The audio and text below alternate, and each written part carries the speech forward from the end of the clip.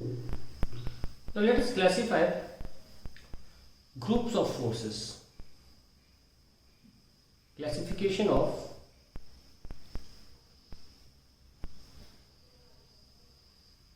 group of forces.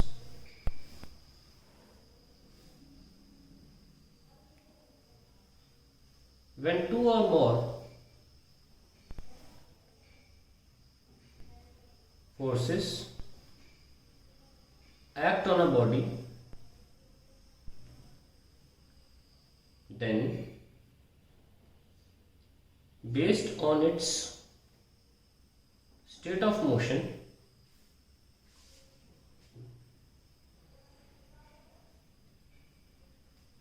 these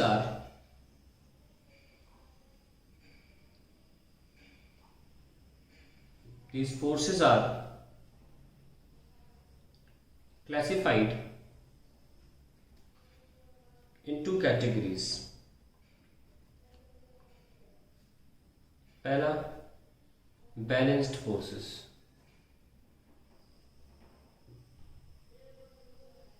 और दूसरा unbalanced forces.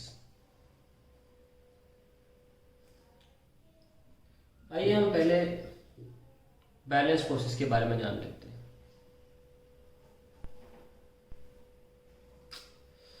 Balanced forces,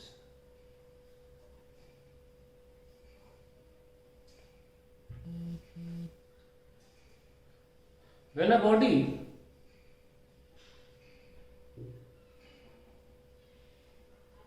is acted upon by more than two or more than two forces,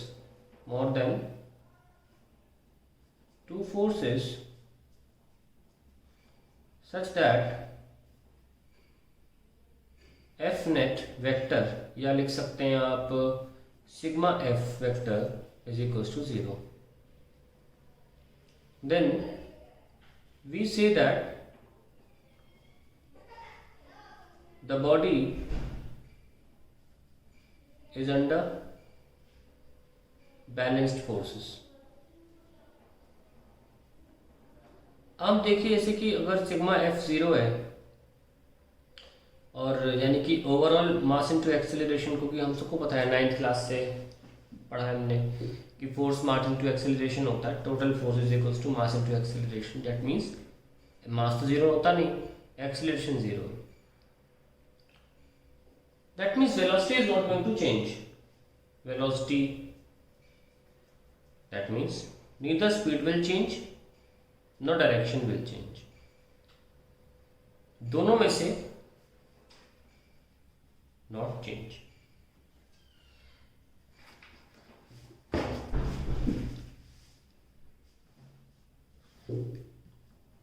Such a situation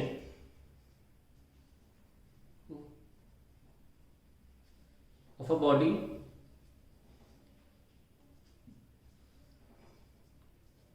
is termed as equilibrium.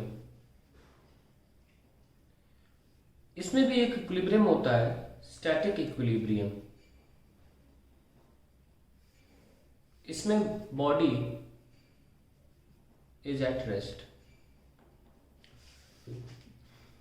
सबसे पहली बात जान लें कि अगर सिग्मा एफ तुम्हारा 0 है, यानी कि मास इनटू एक्सेलरेशन 0 आ रहा है, यानी कि एक्सेलरेशन 0 है, इसके दो मतलब हो सकते हैं।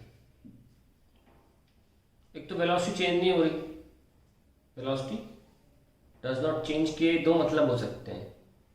डज नॉट चेंज, पहला मतलब हो सकता है कि body remains at rest. If it is at rest, body remains at rest, if at rest.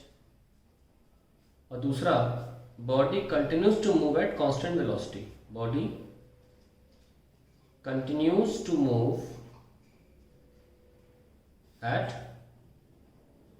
constant velocity। ना डायरेक्शन चेंज होगा और ना ही स्पीड चेंज होगा। अब इसके ऐसे कुछ एग्जाम्पल दिखाता हूँ आपको मैं। एग्जाम्पल 1, जैसे कि मान लीजिए कोई बॉडी है और मेज पे रखी है, किसी सरफेस पे रखी है, तो इस पर फोर्स जो एक्ट कर रहे हैं, एक तो हमारा ग्रेविटी फोर्स एक्ट कर रहा है धरती की वजह से नीचे, और टेबल फोर्स लगा रही है ब्लॉक पे ऊपर, रिएक्शन फोर्स बोलते हैं उसे। दोनों फोर्सेस आप देख सकते हैं एक दूसरे को बैलेंस कर रहे हैं, तो नेट फोर्स 0 आ रहा है। और आप अगर उधर ले जाएं तो आप क्लियरली देख सकते हैं कि जो वेक्टर ग्रेविटी है वो डाउनवर्ड्स होता है, और उसके आगे माइनस लगा, इसका मतलब ये फोर्स का डायरेक्शन अपवर्ड होना चाहिए, है ना। तो ये इक्वल एंड अपोजिट साबित होते हैं। और भी कुछ ऐसे हमारे पास एग्जाम्पल्स हैं जिसमें हम आपको ये साबित कर सकते हैं कि बॉडी दिखा सकते हैं, साबित भी दिखा सकते हैं कि बॉडी स्टैटिक इक्विलिब्रियम में है, स्टैटिक इक्विलिब्रियम में है। जैसे कि मान लीजिए कोई ब्लॉक लगा है स्ट्रिंग से, तो इस पे नीचे mg लग रहा है और उसके रिएक्शन में ऊपर टेंशन पैदा हो जाती है। अब टेंशन फोर्स और mg फोर्स जो हैं ये भी मिलकर बॉडी का मोशन नहीं हो रहा था, वी कैन राइट 0। यहाँ से देखिए, हम ये नहीं कह रहे हैं कि ये मिला के 0 है, हम पहले ऑब्जर्व कर रहे हैं। ऑब्जर्व करते में क्लियरली दिख रहा है कि ये मोशन नहीं कर रही है, तो हम लिख रहे हैं 0, ठीक है। ऑब्जर्वेशन फिजिक्स में सबसे इम्पोर्टेंट होती है। आप फिर देख सकते हैं कि g तो डाउनवर्ड है, पर माइनस साइन का मतलब डाउनवर्ड का उल्टा अपवर्ड, और टेंशन अपवर्ड लग रही है। इसी कड़ी में एक बहुत ही इंपॉर्टेंट टर्म, एक बहुत ही इंपॉर्टेंट केस आ जाता है, that is application of 3 forces, application of 3 forces and body does not, and net force 0, net force 0। 3 forces हैं और फिर भी नेट फोर्स 0 है। एक बॉडी पर अगर 3 फोर्सेस लग रहे हैं, 1 2 3, और बॉडी का नेट फोर्स अगर 0 आ रहा है, तो इसमें बहुत इंपॉर्टेंट एप्लीकेशन आ जाता है। तो लिख लेते हैं पहले।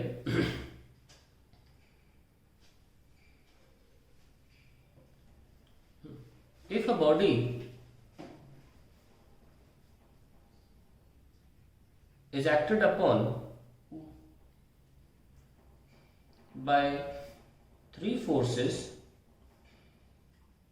and it remains in static equilibrium,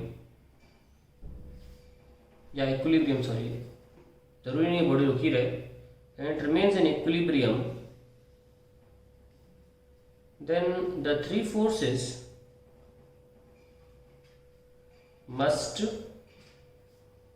successively, successively का मतलब एक के बाद एक के बाद एक लाइन से, successively be a side of a triangle, side of a triangle।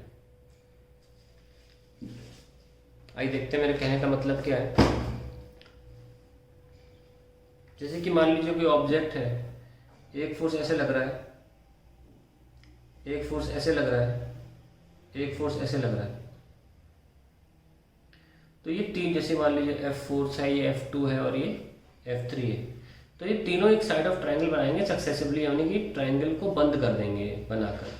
जैसे कि मान लीजिए ये एक साइड हो गई F1, इस वेक्टर को खींच के ले आओ, हम वेक्टर को रिप्लेस डिस्प्लेस तो कर ही सकते हैं अपनी जगह से। ये लीजिए F2 और ये वाला F3। अगर ये नेट 0 आ रहा है तो डेफिनेटली ये एक ट्राइंगल बनाएंगे 100%। और अगर मैं मान लीजिए F1 जिस तरफ से लग रहा है उसके अपोजिट एंगल अल्फा है, F2 जिस तरफ लग रहा है उसके अपोजिट एंगल बीटा है, और F3 के अपोजिट एंगल गामा है, then by simple mathematics we can prove that कि F1 by sin alpha is F2 by sin beta and F3 by sin gamma। It's a very important expression and it is termed as Lami's theorem।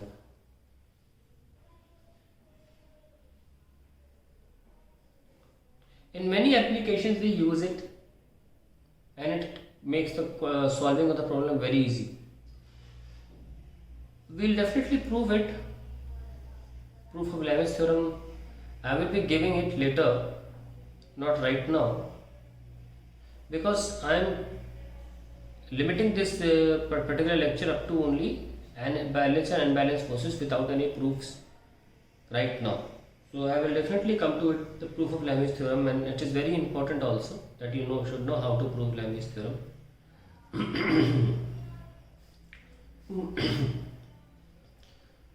Now comes unbalanced forces.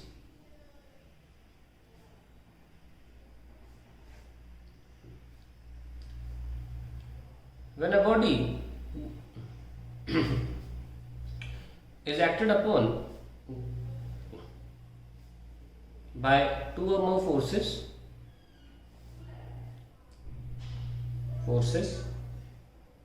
such that summation of all the forces 1 से n तक is not 0. इसका मतलब जो ma है, जो body का overall, एक system का ओवरऑल मास इनटू एक्सेलरेशन है, वो 0 नहीं है. That means